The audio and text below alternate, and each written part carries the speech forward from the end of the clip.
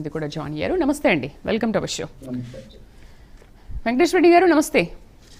నమస్తే అమ్మా. ఏమంటారు, పెట్టుబడుల విషయంలో ఏపీ టాప్ ప్లేస్ లో ఉంది, దీనిపైన ముందుగా మీ అభిప్రాయం తెలియజేస్తారా? నవ్వు వస్తుంది. పెట్టుబడుల విషయంలో ముందుగా ప్రైమ్ 9 వీక్షకులకి, ప్యానెల్లో ఉన్న పెద్దలకి, రాష్ట్ర ప్రజలకి, మీకు శుభ సాయంత్రం. మానవుడే మహనీయుడు, మనిషే దేవుడు, సత్యమేవ జయతే. ఇక్కడ నవ్వు వస్తుంది ఈ మీరేసిన ప్రశ్నకి. ఎందుకు నవ్వు వస్తుంది అంటే మీ అభిప్రాయం చెప్పమంటున్నాను. ఇప్పుడు దేశంలోనే టాప్ ప్లేస్ లో 25.3% పెట్టుబడులు సాధించింది అంటే అది మామూలు విషయం కాదు కదా. మరి మీ ప్రభుత్వ హయాంలో ఉన్నప్పుడు మీరు ఏం చేశారు అనే విషయం మీకు తెలుసు, అధికార పక్షానికి కూడా తెలుసు, ప్రజలకు కూడా తెలుసు. ఓకే, మీ ప్రభుత్వ హయాంలో ఏం జరిగిందనే విషయాన్ని మీరు ఇప్పుడు ప్రజలకు వెల్లడించండి. పోనీ పెట్టుబడుల విషయంలో ఏం జరిగిందో. ముందుగా నేనేమంటానంటే, ఒక పక్క సామాజికవేత్తలు, ఆర్థికవేత్తలు, ఆర్బిఐ, కాగ్ రిపోర్ట్లు, కేంద్రం రిపోర్ట్లు, ఇవన్నీ ఆంధ్రప్రదేశ్ 3 లక్షల కోట్లు అప్పు చేసింది కేవలం 18 నెలల కాలంలోనే అని చెప్పేసి, 3 లక్షల కోట్లు అప్పు చేసిందని చెప్పేసి రిపోర్ట్లు, సామాజికవేత్తలు, సామాజిక మాధ్యమాలు అన్ని చెబుతూనే ఉన్నాయి. ఒక పక్క రైతులకి అమరావతి రైతులకి ఇంతవరకు డెవలపింగ్ ప్లాట్లే ఇవ్వలేదు. కనీసం అక్కడ ఇంతవరకు ఒక్కటి కూడా ఇన్స్టాల్ అయ్యి ఓపెన్ అయింది ఒక్క కంపెనీ కూడా లేదు. ఇక పెట్టుబడులు వస్తున్నాయి, అన్ని వచ్చినాయి, ఇన్ని వచ్చినాయి, అదిగో అని చెప్పేసి ఈ 18 నెలల కాలంలో ప్రతిరోజు కూటమి ప్రభుత్వం ఓదరగొడుతూనే ఉన్నది. అయితే ఓదరగొట్టడమే నిజమైతే, వాళ్ళు చెప్పే మాటలే నిజమైతే, రాష్ట్ర ప్రజలు సంతోషంగా ఉన్న మాట నిజమైతే, మళ్ళీ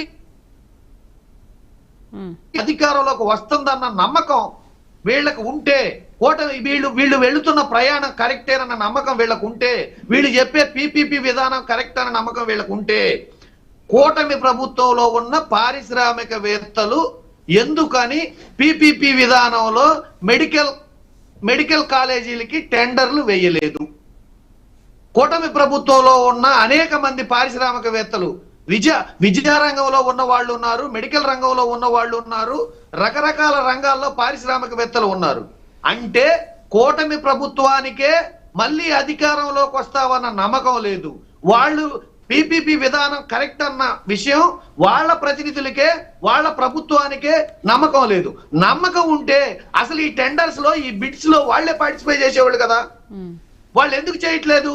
వాళ్ళు చేయకుండా అక్కడి నుంచి వస్తున్నాయి, ఇక్కడి నుంచి వస్తున్నాయి అని చెప్పేసి 2 సార్లు టెండర్ ని ఎక్స్టెండ్ చేసి ఎవ్వరూ రాక, మళ్ళీ అన్నిటికంటే ఆశ్చర్యకరమైన విషయం ఏంటంటే, మా రాష్ట్ర ముఖ్యమంత్రి వర్యులు ఇప్పుడు ఏ పర్యటనకి వెళ్ళారు, ఎక్కడికి వెళ్ళారో అధికారిక ప్రకటన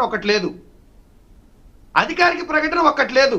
ఇప్పుడు ముఖ్యమంత్రి గారు ఎక్కడున్నారో ఆంధ్రప్రదేశ్ ప్రజలకి అర్థం అవ్వట్లేదు, భయాందోళనలో ఉన్నారు. మీకు ఆ ఇన్ఫర్మేషన్ కావాలా, పెట్టుబడులు కావాలా? సీఎం ఎక్కడున్నారని ఇన్ఫర్మేషన్ కావాలా? ఆంధ్రప్రదేశ్ రాష్ట్రానికి ఎటువంటి పెట్టుబడులు తీసుకొచ్చారనేది కావాలా?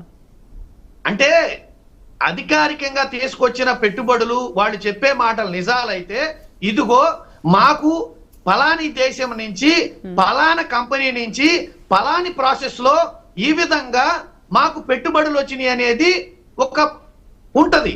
ఊరికే ట్వీట్ చేస్తే దాన్ని నమ్మమంటే ఆంధ్రప్రదేశ్ ప్రజలు మీరేమన్నా పిచ్చోళ్ళు అనుకుంటున్నారా? కూటమి ప్రభుత్వం చెప్పుకుంది కాదు కదా వెంకటేశ్వర రెడ్డి గారు, కూటమి ప్రభుత్వం చెప్పుకుంది కాదు కదా, ఫోర్బ్స్ బిజినెస్ మ్యాగజైన్ లో వచ్చింది. పోనీ ఇలా చెప్పడం ఇదేమన్నా కొత్త అమ్మా? కాదు కదా. ఇలానే ఎన్నిసార్లు చెప్పారు?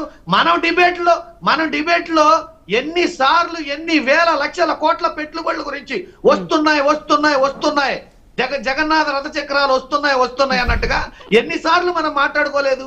వచ్చినాయా? ఆంధ్రప్రదేశ్ అప్పులు తీరినాయా? పోనీ ఆంధ్రప్రదేశ్ అభివృద్ధి చెందిందా? సామాజిక పెన్షన్లే ఇంతవరకు కొత్త పెన్షన్లు ఇవ్వాల. డైట్స్ వస్తే ఆ డైట్స్ లో ఆ కుటుంబంలో ఫిలప్ చేసే విధానమే సంవత్సరం క్రితం చనిపోయిన వాళ్ళకి ఇంతవరకు సామాజిక పెన్షన్లు ఇవ్వలేకపోతున్నాం. నెల ప్రభుత్వ జీతాలు సక్రమంగా ఇవ్వలేకపోతున్నాం. నెల నెల ప్రభుత్వ జీతాలు సక్రమంగా ఇవ్వలేకపోతున్నాం. ఇంతవరకు ఒక్కరు కూడా పెట్టుబడి ఇదిగో వచ్చి స్టార్ట్ చేశారు అన్న దాఖలాలు లేవు. వస్తున్నాయి వస్తున్నాయి వస్తున్నాయి వస్తున్నాయి. ఏంటమ్మా ఇది?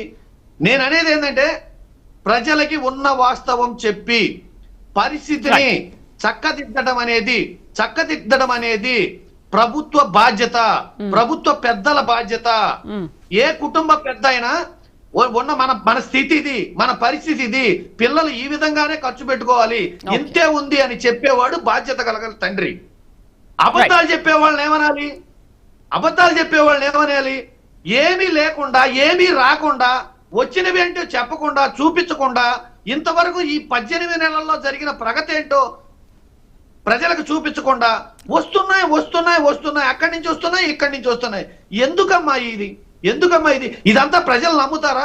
మళ్ళీ అనేక డిబేట్లలో అనేక సార్లు మీ ద్వారా కూటమి ప్రభుత్వాన్ని విన్నవించుకున్నా, మనం చెప్పేది ప్రజలు వినరు, కేవలం చేసింది మాత్రమే చూస్తారు, మనం చేసిందే చూస్తారు.